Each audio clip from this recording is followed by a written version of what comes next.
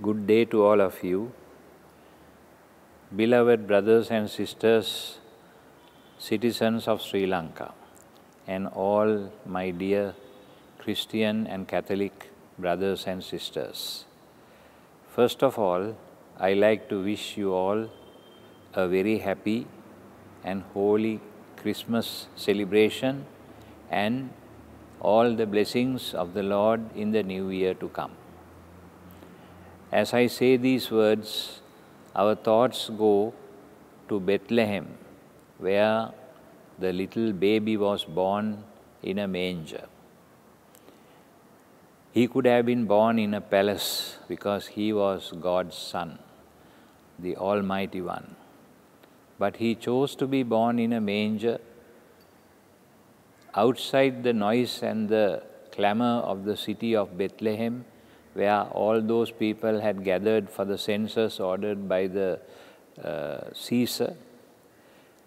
There was noise in the town, therefore nobody knew that this important birth was taking place under their very noses without their knowing it. He was born in a manger in a rock cave found under the city of Bethlehem. There was no one to visit him except the poor shepherds. He had no kingly comforts, even though he was the King of Kings and the Lord of Lords. He was wrapped in swaddling clothes, and his mother Mary and foster father Joseph were the only protectors around. In this humble abode he was born, but then he lived a very powerful life, a life completely dedicated to love and charity, showing us how to love one another. He lived his entire life in total self-denial until he died on that cross. Therefore, there is an intimate link between the humility that he shows in his birth and the humility that he shows at his death. All of these show us that we as Christians, as disciples of Christ, cannot enjoy Christmas, the moment of this great act of self-denial being enacted in Bethlehem, selfishly.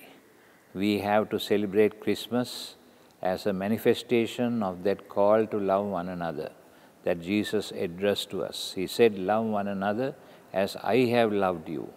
Therefore, all Christians, including my dear Catholic brothers and sisters, celebrate Christmas. Let us celebrate Christmas with dignity, with joy, but not with the tendency to accumulate wealth and comforts around us in an egoistic fashion.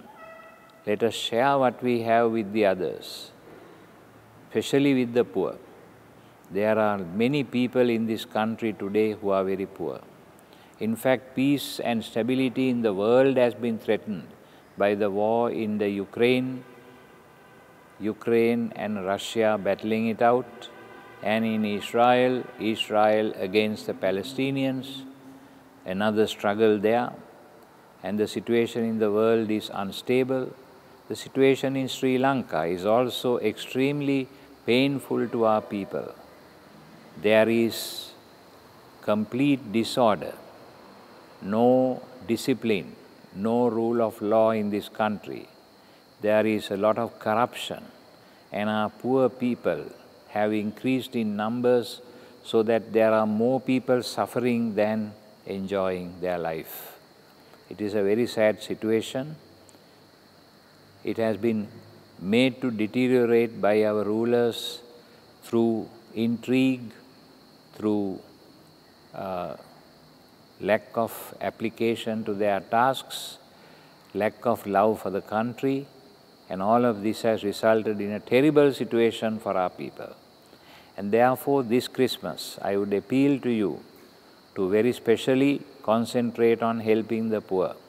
If there is any family in your neighborhood who is unable to fend for themselves, I appeal that you look after them, that you help them. Give them a good meal on Christmas Day.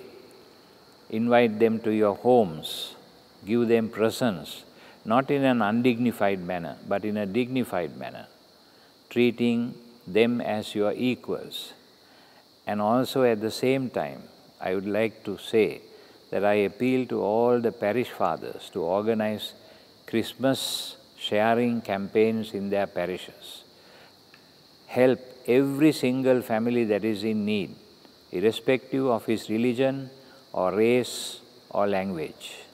Treat them with dignity and organize programs of help so that they will have at least a decent meal on Christmas Day. Having said all of this, I once again reiterate my best wishes to you and wish you a very happy and a holy Christmas and a blessed and prosperous New Year.